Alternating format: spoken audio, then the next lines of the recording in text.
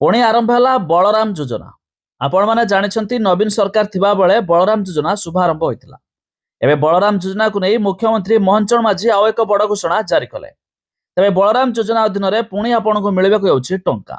तेज पूर्वर केते टंका मिलूला यह टंका राशि को वृद्धि कराई।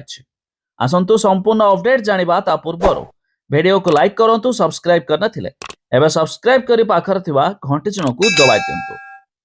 देखंतु एबे एक अपडेट आसुची बलराम योजना रे भूमिहीन चाषी को ऋण हार वृद्धि कले राज्य सरकार। बिना बंधक चाषी को रिहाती दर रे प्रदान करुथिबा ऋणर परिमाण को 2 लाख टंका को वृद्धि करिसेंती।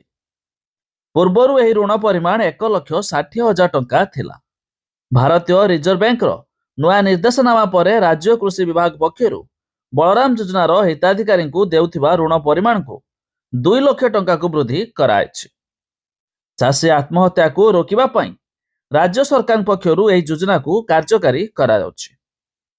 तेबे भूमिहीन चाषी को रिहाती दर रे सहजरे कृषि ऋण उपलब्ध कराइबा पई राज्य सरकार 2020 मसीहारो बलराम योजना कार्यकारी करुछंती। तेबे राज्य रे आत्महत्या करुथिबा अधिकांश चाषी हेले भाग चाषी। निजस्व जमीपटा नथिबारु समवाय समिति किंबा बैंक पक्षरु एमानकु कृषि ऋण मिले नाही।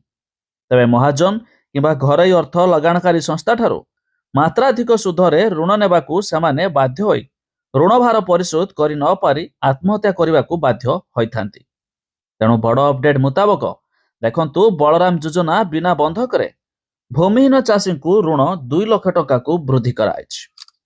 तेबे अधिक जानिया पाई वेबसाइट रो लिंक आमे डिस्क्रिप्शन लो देइछु, आपण माने जाई मध्य चेक कर दे पारिबे। जाहाकि एबे भूमिहीन चाषी को पूर्वरु 1,60,000 टंका ऋण मिलुथिबा बेले एबे आपण को मिलि पारिबो 2 लाख टंका ऋण बिना बंधक रे।